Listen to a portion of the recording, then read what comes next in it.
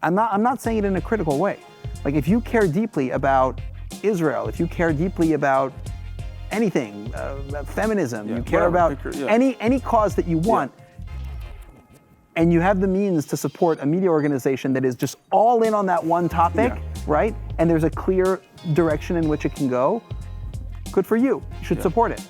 But organizations that are more broad in their outlook, that act as a fourth estate, that don't just do fourth estate stuff in the traditional journalism sense, but also bring out voices of emerging creative talent, young writers that are experimenting with new forms of expression through social media, through print, through video, that aren't just doing it as influencers on social media, but that are actually committed to some kind of communal conversation. That's the role that media plays, and it's a risky business. This episode, we have the opportunity to have a conversation with Leo Lazar. He's the associate publisher of 70 Faces Media, a Jewish news company. It's a parent company of several labels, including JTA, the New York Jewish Week, Hey Alma, Nasher, My Jewish Learning, Kveler. I think I got them all. And we had an interesting conversation about also his upbringing and his background as someone who's born to folks who immigrated to the United States, how that influenced his own story and kind of his background and his professional career.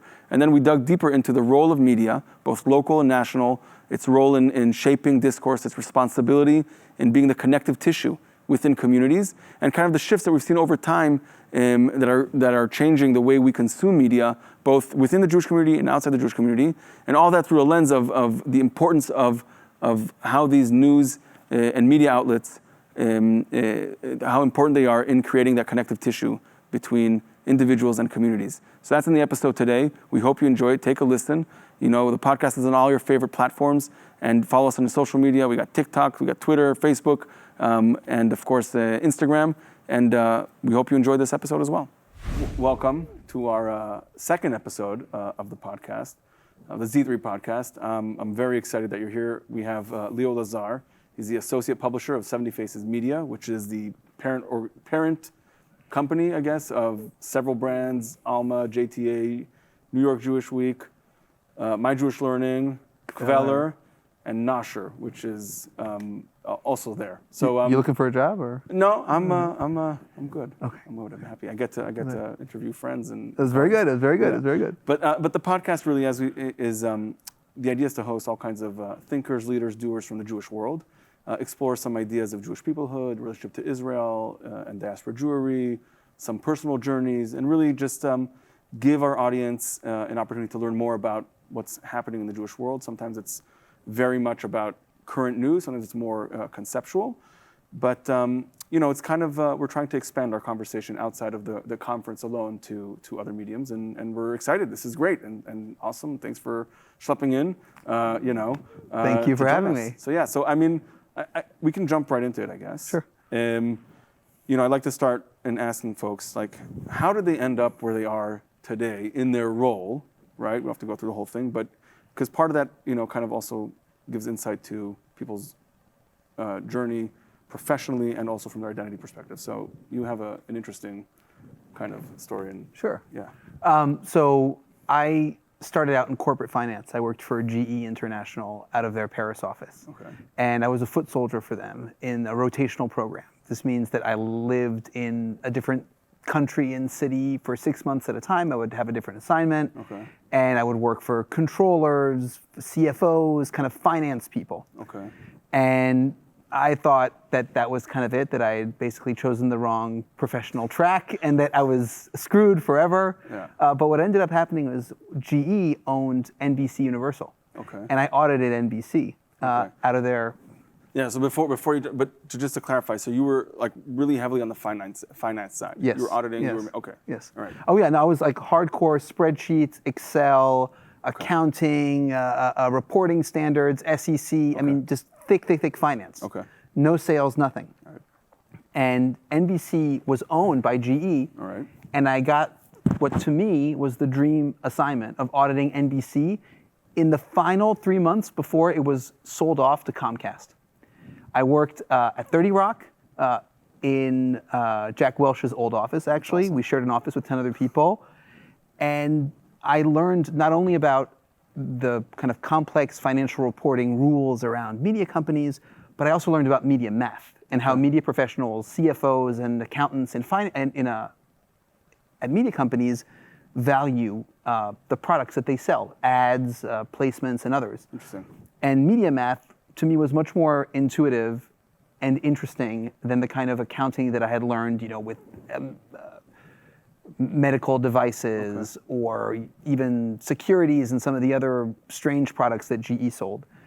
I decided that after that audit assignment, I wanted to stay in New York. It helps that my now wife lived there. My friends lived there. I went to Princeton, so all of my friends were in New Jersey or New York, and it was a no-brainer to basically settle in New York after a life on the road. The thing with working in television, as great as it is that it's called linear television. It's linear, it's predictable, it's pretty boring. Things change and they're dynamic, but you have to rewind the clock a little bit and realize that in 2010, which is when I was working there, this was the era of great innovation on the web. Okay. The iPhone and Twitter came out in 2007. Instagram was acquired in 2012. Politico, BuzzFeed, HuffPo, Jezebel, so many brands and companies that we associate with dominance, not just media dominance, but technological dominance, were emerging at that time. And I felt boxed into TV. So I took a job at a small, what seemed like a dynamic media company that was specialized in the fine arts. They had acquired a number of websites, other assets, a French publishing house. They owned magazines that they circulated on a monthly basis. I thought it was a perfect place for me to cut my teeth beyond TV, to take this media math that I learned at NBC and to apply it to other channels, and specifically the web. And it was great. I was able to be a big fish in a small pond for a short time, but the company wasn't particularly well run. And I started looking around for other jobs, and I saw an opening on LinkedIn from the JTA. I knew the JTA. Yeah. I was a reader of the Jerusalem Post for a big part of college. I was also in college president of the APAC local chapter. I was very involved in the Jewish community. I was music director of the Jewish a cappella group. I had gone to an American Jewish high school. I felt very Jewishly connected, even though the first phase of my career was not at all Jewish. I saw this opening with JTA, and I read in between the lines of the job description, and I was like, this organization doesn't actually know what they need. And I think I know, for the first time in my career, I think I know how to lead in a certain capacity for this one thing that I know how to do, which is media math, in this case, monetization. They needed someone to lead the business side of a nonprofit that had not the intention of only making its money through advertising in the ways that for-profit media companies do, but that intended to maximize that potential in a way that didn't compromise its mission. And I was game. I thought that was a fantastic opportunity. So the marriage for you between like your skill set coming from the more corporate side of things, together with like your personal identity and caring for the subject matter and then assisting with a nonprofit kind of came together into this perfect opportunity at JTA. Yeah. And it just so happened that this was not a sleepy, out-of-date nonprofit that was living in the past, even though JTA, for those who don't know, who are listening, Jewish Telegraphic Agency is 100 years old. Right. It's existed since 1917. It's a newswire service that's used to support hundreds of Jewish publications around the world. Today it supports about 70 publications worldwide. But it was created by Jewish emigres who wanted to know what was going on in the motherland. They left Russia, they left Western Europe for America, for Israel, for other places, and they wanted to stay in touch with their home communities because obviously it wasn't a particularly safe time to be a Jew. Right. And the JTA emerged as the Jewish news network of the world. Got it. At a time where obviously the internet didn't exist, where TV was not widespread, where even radio wasn't particularly widespread. Interesting. Yeah. So I want to put a pin in this, like where you are. That's where you started JTA, and kind of roll it back a little bit because, we've had conversations about this, but I think it's actually very interesting because it does add another layer to your work and to your perspective. I was going to say almost in jest, like, oh, it's perfect. Also for someone who did not grow up in the States, wasn't born here and came, it was like, perfect, a perfect match in that sense of like staying in touch with, that. But so take us a little bit before that. You said college, you were at Princeton, you were involved with APAC, involved with the Jewish a cappella group. But what's a little bit of the origin story? Like, how did this, and how does that inform who you are, I guess? Sure. Yeah. My family is French. Right. I grew up among expats in Washington, D.C. Okay. My parents were at the IMF and the World Bank. Okay. And I didn't grow up, I went to shul, I went to high school, I went to Hebrew school, but I was not super actively plugged into the Jewish community in Washington, D.C. Spoke French at home, went to the French International School. My friends were the children of diplomats and other kind of multinational nonprofit staff. Right. But when I was 9 years old, we moved to Paris for a few years. My parents had an assignment there. Okay. And my family, extended family, lives in France. Cousins, both on my father's side, who's Ashkenaz, and my mother was Sephardi, Moroccan. It was not intended as such, but it ended up being a Jewish renaissance for me, where I was exposed to a European community that resembles much more probably what we get in Israel than you have in the United States, where there aren't these heavy distinctions between Reformed, conservative, Orthodox. People's Jewish identity, their Jewish bearing, is not so directly correlated with how much or how specifically they practice the religion. Interesting. Being Jewish is an integral part of who you are and how you feel. And that was refreshing for me as a kid. The fact that the community was Sephardic meant that there was an aesthetic quality, a vocal quality, a joy, an energy, good food, a certain lightness to the Judaism, which I did not feel so much in the United States, and it might have just been my age. It might have been. Do you think that that's very interesting, and I can also notice how like you lit up when you started describing like like the food, the music, and all that. But I'm just curious about because I, as someone who was born and raised in Israel with American parents, and very much kind of feeling that otherness in a way, regardless of where I am, or not a lack of rootedness maybe almost. Do you think, is it, looking back at it, do you think that part of that sense that you had in the U.S. growing up, there's the age component for sure. Do you think is part of it because of the group in which your professional cadre of your parents and like that like diplomat core almost sense, or we're visitors, we're not nationals, and that was like a much more of a stronger component of the group identity, as opposed to like going to France, like almost going home, right, in a way, right? And like how did that dynamic play out? Totally. Very similar to Silicon Valley, where DC is a place, the majority of people who live there certainly arrive thinking it's going to be a temporary thing. I'm here for my job. I'm here because the jobs are amazing. The companies here are world class, and I'm going to make it work until I can go back home to my family, to my roots, to where I belong. Right. Some people stay. Other people, like my parents, return to their home country after having lived and worked in that place for 20, 30 years.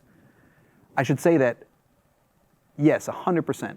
There was a sense of rootedness, a sense of history and connection to the place, which whether I looked at the Sephardi side of my family or the Ashkenazi side of my family was very, very strong in France. Not to denigrate American Jewish sense of history, but certainly in France it goes much deeper. It's the country that is responsible for Rashi. My Moroccan side were proud of rabbis going back to the 1300s. There was a sense of history that transcended any one country, really, in a lot of ways. At the French school where I went before going to an American Jewish high school, I was the only Jew. And I'll say this, I didn't feel I was the only Jew. Maybe there were one or two other families, but I didn't feel a sense of oppressive difference. I'd say that what I experienced at that age was similar to what I imagine a lot of families who send their kids to Hebrew school but don't actively participate in the synagogue today might feel. A deep sense of internal identification with the Jewish community, but also a certain sense of alienation. Kind of feeling like, I'm Jewish, I want my kids to be Jewish, I want my life to have that Jewish component, but this community, these solutions that I have, these options that I have available to me locally, just don't do it for me. There's no one thing that feels right. So then moving to France, that kind of like jump-started, you called it a renaissance of your identity. Did that translate when you came back? Do you think that was, as much as you can, think Totally, about it? Yeah. totally. Yeah. Initially, I went to a French high school in DC for 1 year, and my parents decided no. Yeah. It was the 8th grade, so I switched to a Jewish high school, an American Jewish high school, in the 9th grade. All right, no, okay. Right, when I moved back. So I went to an American Jewish high school, and the Renaissance kind of continued. There I had my exposure, my first real substantive exposure to American Jewish institutional life. A big, for me, my friends complained about it, but for me, a big American Jewish high school campus. Yeah. We had soccer jerseys and varsity teams, and it just felt so robust and not rich, but it just felt structured and serious and committed and permanent. There was the enthusiasm that I remember from France was lacking, but the institutions, the bones, were much more impressive in a lot of ways. And so it was like transposed into the symmetrical opposite in a lot of ways. Got it. That's awesome. So high school, then off to college, Princeton. Yeah. Shout out to Charles D. Smith Jewish Day School in Washington, D.C. I loved JDS. It was amazing. Yeah. I went to Princeton, like not a particularly Jewish place, but also a very Jewish place. Yeah. A small Jewish community of exceptional men and women that came from all around. It was my first exposure there to the New York Jewish community. As you know from our conversations, for me, New York is Long Island, New Jersey, Westchester. I kind of loop it all in. Manhattan, it's all part of the same nebula, right? I wrote my thesis on contemporary anti-Semitism in France and how it's often misunderstood. Yeah. I majored in public policy. I didn't do a semester abroad. It was an amazing time. But I'd say, despite my involvement with the Jewish community, one where certainly from a religious perspective, I was dialed back. Yeah. I was more culturally Jewish than I was religiously Jewish. Right, but it seems, some other guests maybe, or in other conversations I've had over the years, like, not always there's like an integration between like the academic part and then there's like the social part and where those Jewish identities kind of intersect and meet each other, overlap. And it sounds just in your very brief, description now that it wasn't a hard and fast rule, right? Where you're pursuing an academic path. I mean, it also has to do with what you studied, but that allowed you to kind of try out, different or investigate issues that were also relevant in your private, right? So there was like your private life, your academic life, and it all kind of came together. And I don't know, I have no idea. I'm like not trying to analyze you here. You are on a couch, I'm on a couch, right? Go free. But I'm like, the way you described like the integrated identity as someone who, when you were in France, right, where it's everywhere, and I certainly resonates with me as an Israeli. Like I don't know how to bifurcate between my different types of or parts of who I am, right? It's all kind of one and the same.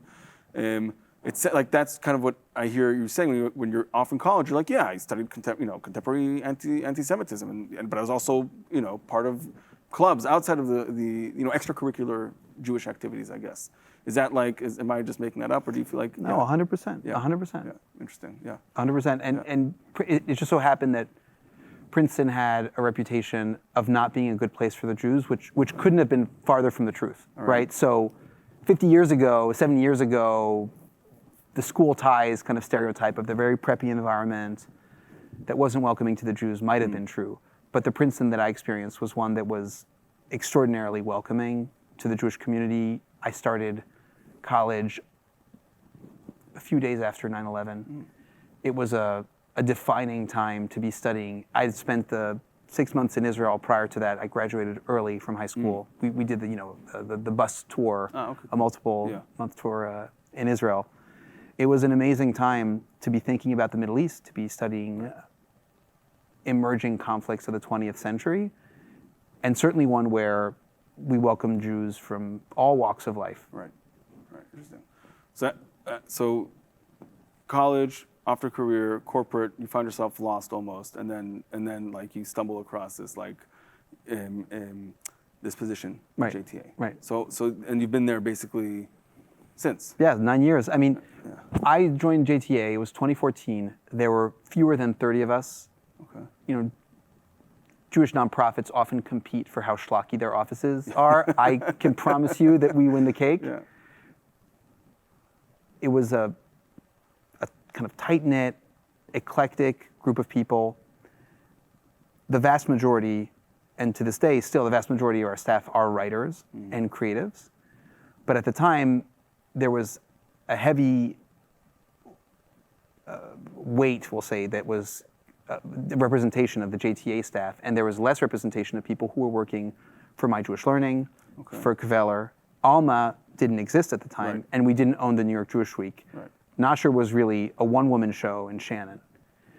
Since that time, we've almost doubled in size. Yeah. So wait, just to clarify, because this is all like I don't. Yeah. Right. Yeah. But from the first day, it was all those brands were attached already, or like what was the? The merger happened technically on Jan 1, 2015.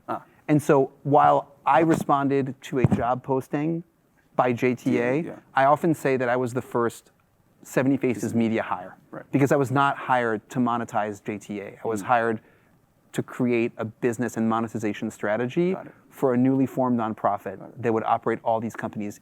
Each one was struggling. One was JTA, and they were struggling because of big headwinds that were impacting local news and local media. And the other organization that was struggling, despite its great success, was My Jewish Learning Incorporated, which had created Kveler initially as a side blog, but that turned into a runaway success, in part because one of its early contributors, Mayim Bialik, turned into a superstar, and she was backed by an amazing editorial team, many of whom are still involved in 70 Faces Media today. So from the beginning, 70 Faces Media essentially, has like these different sub-brands, I guess, for different markets. Can you maybe like share a little bit more about what maybe each one of these sub-brands, who their primary audience is, how that works? Because, there's something to be said about like a segmented audience in that way, or even within the Jewish world, and then, the implications of that outside. Sure. Kveler was a parenting site that was designed initially for young Jewish moms. My Jewish Learning was a site that people ended on when they Googled something. It was created, I think, before Wikipedia even existed.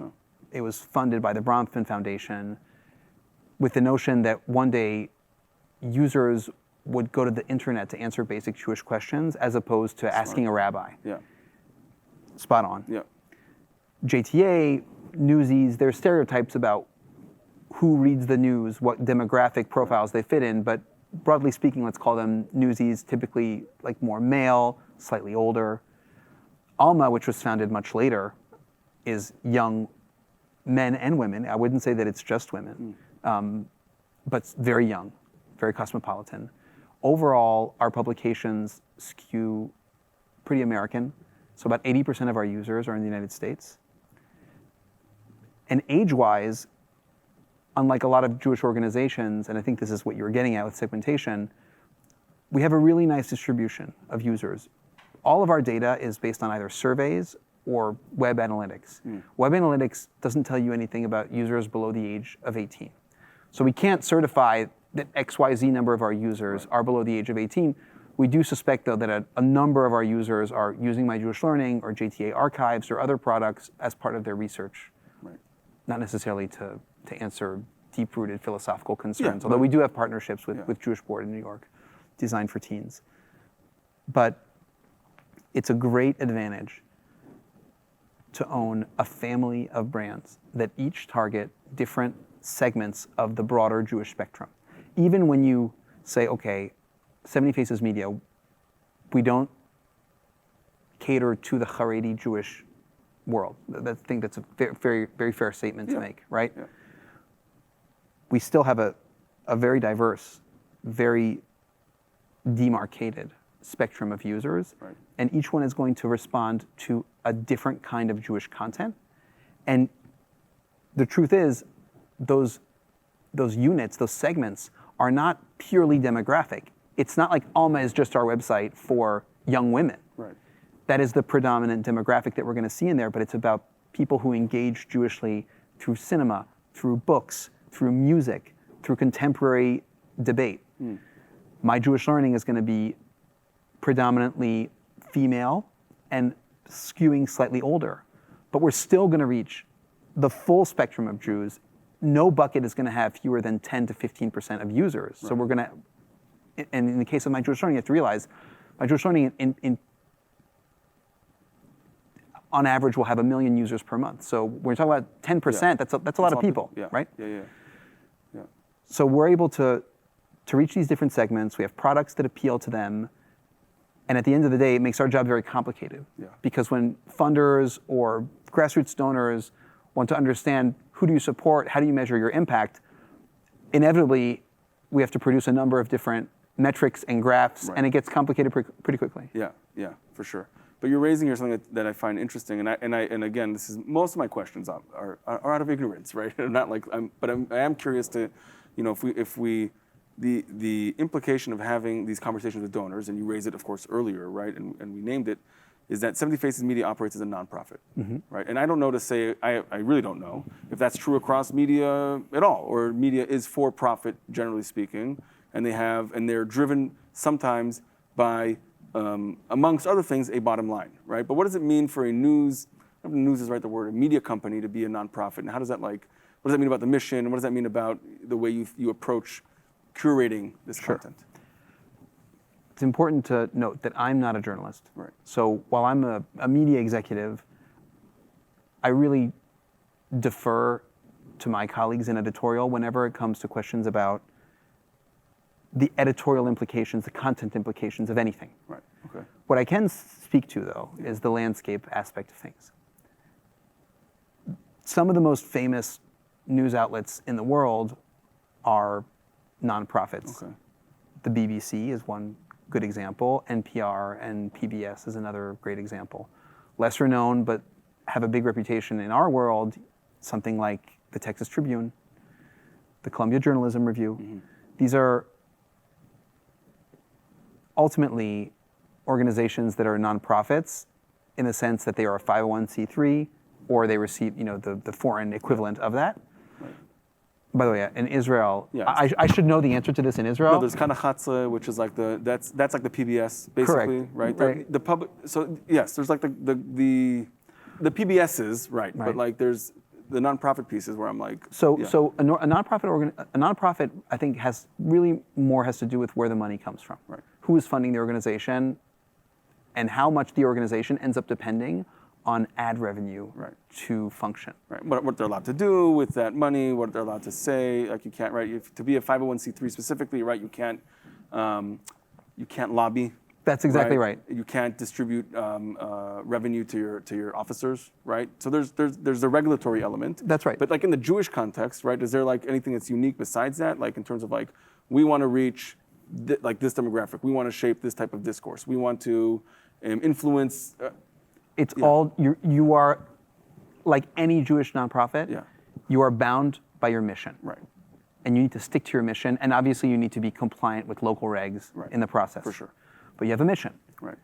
For us, our mission is to connect users to wherever they are in their Jewish journey. Our mission is evolving. We're deploying new concepts like being the connective tissue of the Jewish community, supporting users wherever they are, both in terms of like objectively, like their level of learning and their level of connection with Jewish content, but also throughout different life phases that they're experiencing, throughout different experiences that they're trying to engage in as part of their non-digital life, to be there for them in a way that is more than just sharing great content or publishing great content that is useful or informative at a short moment. Got it. Does that help? I mean, it does, I guess, determine the content, right? Like, it doesn't start with like a question as silly as like, is it good for the Jews? But like, if it's relevant, then it's going to be included, right? Depending on the audience and the platform, for sure. But that's kind of like. But this is where brand and stewardship and responsibility come into play. Right. Legally speaking, I'm not a lawyer, but I think a nonprofit media company could be awful. Right. From the perspective of being committed to principles of integrity, honesty, and quality. Right. Nothing prevents them by virtue of being a for-profit or a nonprofit. Right. Supply and demand, the market. Where's your money coming from? Right. Nor does for-profit or nonprofit automatically determine whether an organization is going to lean too heavily in one direction or the other. Sure. We have an independent board of directors. In our case, and it's true for many other nonprofits, that represent a broad range of perspectives politically and religiously. Right. Like all good Jewish groups, they disagree with each other, they argue with one another, and they keep each other in check, they keep us in check to make sure that we are staying true to our mission. And we're staying, and in our case, not stated so explicitly, but very much inherent to everything we do, is a commitment to the craft of not just journalism, but great writing. It's a commitment to our audiences, and it's a commitment to technology and making sure that we're not lagging too far behind, to the extent that we can. Right. So to the point of like, the standards that you hold yourself accountable to, right? How do you find, in this moment, I mean, like it seems like every other day there's like, we are in a moment, right? In Jewish history, the Jewish people, Israel. Now it feels pretty special. Yeah, it feels pretty special. But I even in my what my memory can recall, I can point to at least like 10, of like this is a moment, right? So how do you experience, I guess, like the role of media in like being in this moment, right? And then as on all the levels, right? So locally, how do we navigate the discourse within our own local community? How do we report what's going on somewhere else, right? How do we translate that? How's been, I know, and you're not a journalist per se, but you see the inner workings of this pretty. One of my editorial colleagues has a great line. I don't know if it was handed down to him from the Skanim or if it was something that he came up with, but local Jewish media used to be summarized as hatch, match, and dispatch. Okay. In other words, you talk about births, marriages, right? Okay. Like that.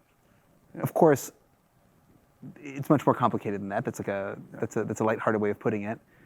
It's true that for most of its glory days, local Jewish media was fundamentally local. It was a print paper that people had in English or in Yiddish that spoke to where they identified in the community. Maybe they were kind of a booned socialist living in the New York metropolitan area, and they were reading whatever the ancestor of the foreword was. Yeah. They were living in California, they were living in Ohio, they were living in Maryland. Yeah. Nowadays, as the Jewish community has lost a lot of its fragmentation from before, where the sense of Jewish identity is probably more homogenous today than it was. I mean, we like to think that we live in a special time, but things were much more divided, right? I would say historically things were much more divided, say 100 years ago, when, for example, socialism and communism were a defining aspect of communal dialogue. Today it's a non-issue. Right. Right. Okay, yeah, I get that. So fine. Yes. So maybe like maybe today's going to change, but like the components of like the politics. Sure. Right. The identification, but all right. Yeah, I don't know enough to say about like the fragmentation of it. I mean, there's certainly a sense of a further fragmented community with the less of the centralized, but that's an institutional. That's a different conversation. So many of the synagogues, when you go around. I'm also not a historian, but when you go around this country, you see that there was an amazing growth in physical Jewish institutions that took place, I want to say, between the 50s and the 70s, right? 50s and 80s, where big fancy JCCs, big communal centers, schools, synagogues emerged. They were conservative, they were reformed, they were reconstructionist. They were not necessarily movements that were well represented or well attended. It used to be that you were either an observant Jew or not observant Jew, right? You had this ecosystem of Jewish institutions and identities that developed, largely supported by central organizations, federations, and some family foundations, but it all went to the central bank of the Jewish community. Yeah. Jewish media played an important role in keeping those Jewish gatekeepers, those Jewish leaders in check and ensuring that they were doing a good job. Got it. the fourth estate kind of function. And then obviously there was another part of it that was supporting the dynamic social, cultural evolution of this community and engaging Jews in a local dialogue. Got it. Right. Either about local issues or about national issues. Got it. So what you're saying is, so when those structures kind of weakened, so the purpose of the various news outlets that helped maintain that structure almost also became homogenized in a way. So there isn't a need to have like specific. I mean, there still are some today, right? And we can kind of identify, like this outlet might be hew this way a little bit, and this outlet might hew that way a little bit. But generally speaking, it doesn't feel as cut and dry in that sense. And in that sense, it's more homogenized, right? So the news is much more like just the news almost. And life is less local. Think about how much less of a sense of rootedness you and I feel as like young dads compared to a generation before us. Right. And it's not just because of the internet and Zoom. Right. It's because we really do see America or the world as our oyster, and one day we could live in New York and another day we could live in Chicago. Right. And that's not because we're crazy, it's just the nature of the professional market that we live in today. Right. I can go there, there'll be a shul over there, there'll be a Jewish school over there. Hopefully it'll work, it'll suit the needs of my family. The main thing for me is that the core pillars of the institutional pillars of Jewish life in America, I see as essential for us to exist, right? I'm not saying that I'm okay with there being fewer local Jewish media outlets today, but I am saying that because of the internet, because of the heightened importance that Jewish themes and Jewish topics has taken in non-Jewish publications. Think about how many Jewish shows there are on Netflix. Right. Think about the Jewish coverage of the New York Times, of the LA Times, of any reputable American newspaper today that might be local in its nature, or the Wall Street Journal, right? Judaism has risen to a level of national prominence and importance and acceptance, such that a lot of what used to happen in Jewish publications, supported by the Jewish community and Jewish advertisers and Jewish businesses, now happens at a national level. Things change. In some aspects, it's not for the better. But Jewish media's, the hits that it's taken today, are no different than what local media's hits have been. Yeah. In other words, for people who aren't in this business, I mean, I take this for granted, but I guess it bears repeating for everyone that local media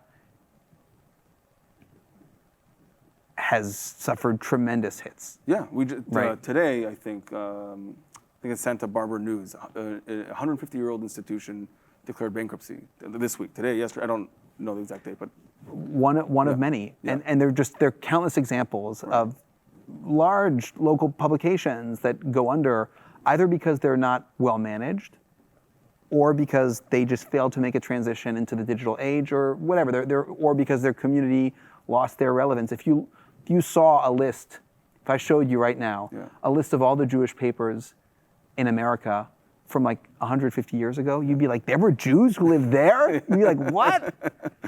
Now there are no Jews who live there anymore, right? So demographics, market economics, and also the general news ecosystem, and where Jews fit into all this has changed so dramatically that the role that Jewish media has to play today and Jewish publication has to play is fundamentally different. We believe that there is a need for a trusted, agile, creative, and diversified set of voices that find people where they are. It's kind of a jargony, like nonprofit jargon. Right. It's a cliched sentence, but it's true. That doesn't assume any knowledge or lack of knowledge, that doesn't assume any kind of identification, that is appealing and interesting to different people. In other words, an outlet that focuses not on one type of person or on one demographic, but that tries to serve 5 or 6 key demographics, and that looks at those demographics, like we said earlier, not just in terms of their age or their income or what bucket they fit in religiously, but that starts with great content that's relevant and that's meaningful and optimizes it to the highest possible standard and to be as appealing and as valuable and informative to as many people as possible. Yeah. So what you're saying, reminds me a lot. Some of the themes that, are recurring a little bit. There's, first of all, the high standard, which is like the baseline of everything that you do, and kind of informs the decision-making process and everything, which is, I think it's like, I don't want to take it for granted. It's an important piece of anybody who wants to be wants to share information with other people. That should be a motivation, right? Standards of reporting, fairness, and just being a channel for information, right? And we're seeing today, there's of course what's happening on the local news level, both in the Jewish world and outside of the Jewish world. We're also seeing with all the social media platforms, right? There's a ton out there about like who's mainstream media and trusted news outlets and all this type of like. Lots of different themes, that are kind of influencing and creating almost mayhem. And like, where do I get my information? How do I cut out, the signal out of the noise and all that stuff? Yeah. So it's interesting because nothing is ever that new. Everything kind of comes full circle. As I mentioned earlier, the 2010s was this very special era of media where it seemed that all these new upstarts, BuzzFeed and others, were going to take over the established world of publications. People were literally writing obituaries for the New York Times, saying like, they're done, they're finished, forget about the New York Times. Everything's going to be BuzzFeed. BuzzFeed, believe it or not, was offered, I think like $500 million from Disney, and they turned them down. And talk about hubris, right? Yeah. So what ended up happening, and in that period where it seemed that any newcomer could dominate the airwaves and garner all the attention in the world, it seemed that the only thing that mattered was growth. Numbers, growth.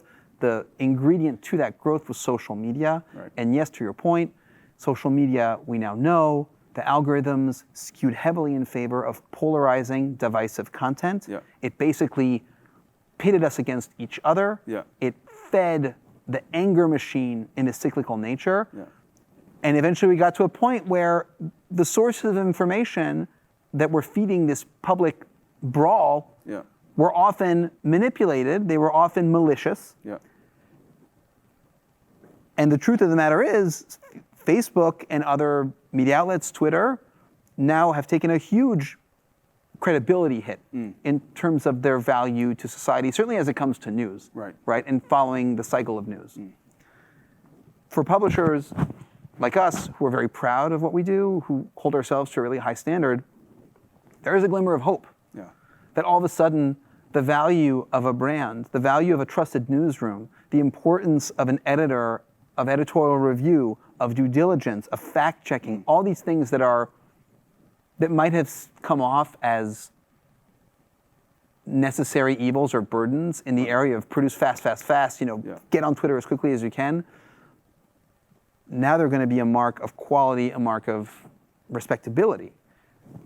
It's still going to be very, very hard for publications to make money and to support themselves, because getting into business, any media business, whether you are talking about hard news, Jewish news, Jewish education, you name it, is expensive. There's no question about it.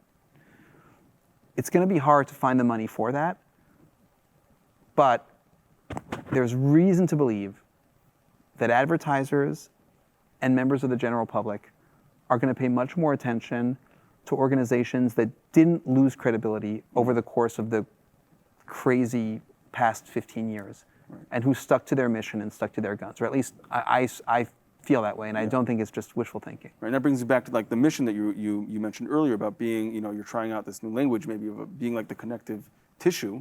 Right. It's entirely necessary. It really matches, what we try to do with Z3, right? We're like, we need to have spaces, third spaces, right, that are maybe not online, maybe not our work or our professional setting, not our family, where we can come together, despite our disagreements, and have these conversations, because like only through that engagement we can really, create connections and meaning and community, etc. And it resonates, it gets me excited to hear that, and it gives hope, to your point, because the community will ultimately want or gravitate, right? This is towards a reliable source of information, news source in this case in particular. So they might want to invest and kind of create and to make sure that that continues, so that we don't kind of like feed into this like public brawl that is also really a hotbed for a lot of like hate and division. Division in all kinds of forms. Now I just want to go back for a second on to ask again about like the difference between like the national, like this national arch or arc, that's the word I'm looking for, like an umbrella, right, as a wire service, etc., and also with sustaining these local news, and the angle I'd like to ask about, which relates to this polarization, right? Ezra Klein in his book Why We're Polarized, he talks a lot about like part of the reasons that everything seems so extreme these days because everything becomes like on a national level, right? So like all these subject matters that are often local and can be solved by folks who end up living together, knowing each other, and can potentially bump into each other. Everything's escalated to a national level. It's almost it's like your team.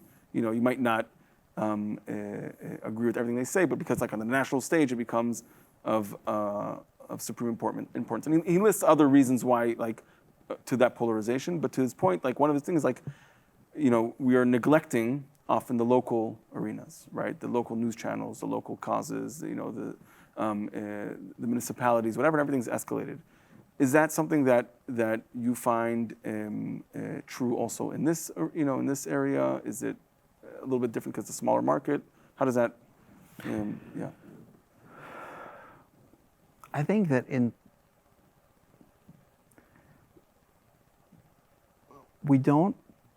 there is an alarming lack of investment in local institutions and issues at all levels, whether you look at it from the perspective of what is produced in a typical newspaper, Jewish or not. Right. But the thing I want to maybe harp on a little bit more here is even at a financial level. Okay. Right? I think in Silicon Valley, and I can't really speak to Jewish philanthropy in Silicon Valley, but I can speak to Silicon Valley philanthropy in general, which is famously extraterrestrial in its ambition. Okay. Right? Yeah. So I will donate $500 million to colonize Mars, right, but I will not give $10,000 to a local school, right, because I'm about much bigger issues than that, right? I personally believe, and I professionally believe, that equipping local organizations with the attention, the funding, and the support that they need is of the utmost importance. And that's also why I'm a huge fan of larger organizations that support local endeavors. To give you an example, so federations, part of my job, in fact, most of my job is partnering with Jewish organizations, helping them reach our audience, experiment with cool forms of content that can help them support, promote their initiatives, promote their programming, achieve more with their limited marketing dollars. This is what I do. I work with Jewish professionals all day. Right. Foundations should do this too, right? Foundations should be in the business of approaching a Jewish nonprofit, a Jewish organization that does important work in the community and say, well, what do you need? Like, tell me. I'm here to help you. I'm literally here to help you. We could not do, 70 Faces Media could not do its work without a group of 4 major national foundations, right? That each give us $500,000. There are a few other foundations that give us a good amount of money. My business vertical brings in like about a third of the revenue to the company. We want to grow the revenue that our grassroots and our users generate for us, right? But when you look at the pie chart of a local organization, most local organizations don't have the good fortune that we have at 70 Faces Media. Yeah. They're depending largely on members of their own community with some local philanthropists. And the pressure on members of that community is just tremendous. Right. So what are the things that we aren't talking about enough today in general, because it's kind of a painful topic that no one likes to approach? And I don't think this is the fault of Jewish media. I want to be crystal clear. Yeah. The cost of Jewish education. Yeah. Jewish institutions, crumbling Jewish institutions that are at risk of losing what the infrastructure that was vested in them 30, 50 years ago, right?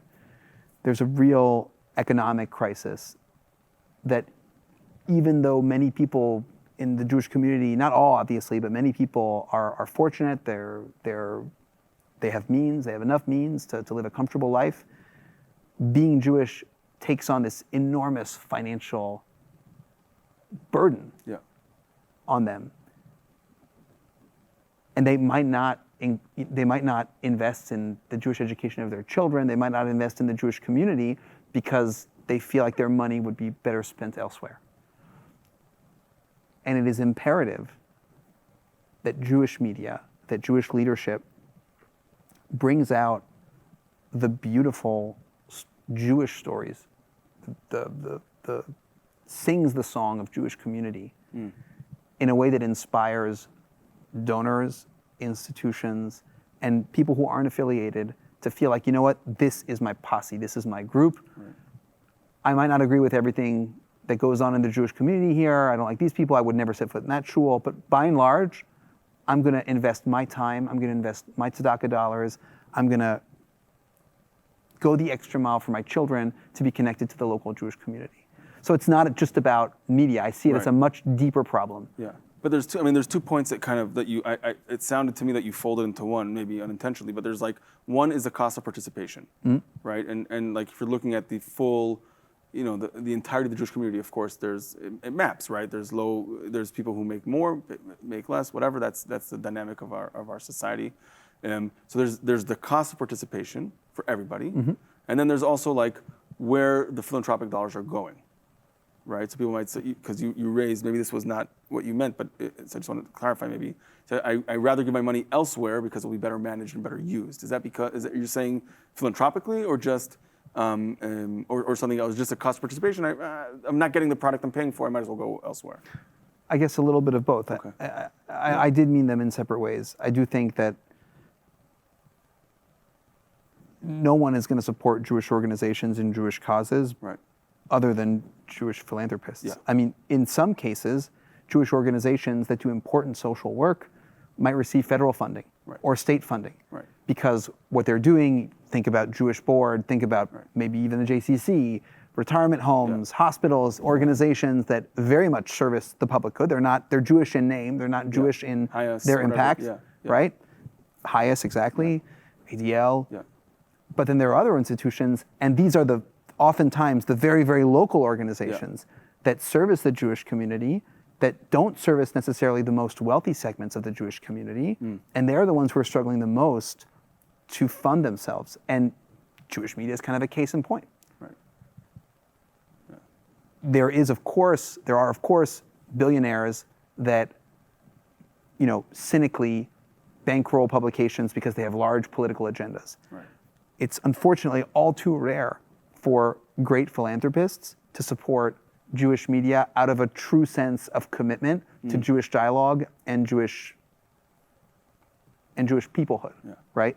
And because it's such a necessary piece of like the communal fabric, it's something that you feel that might be sometimes overlooked, right? And if in the hierarchy of like local Jewish institutions that need to be supported, media might be pushed down because its significance or its importance in the role that it plays in maintaining that sense of Jewish community is sometimes undervalued, maybe underappreciated. And oftentimes, I think at a certain level of donations, people get a real sense of entitlement, and they can't wrap their head around supporting, say, an organization that writes a critical article about something that they care about, or that gives voice to someone that they don't like. Right. It takes some real kishkas to support an open and communal Jewish media ecosystem. Right. It's much easier to support a partisan media operation where you kind of know exactly where there's an agenda and you feel comfortable with it and you're like, look, this is going to be great.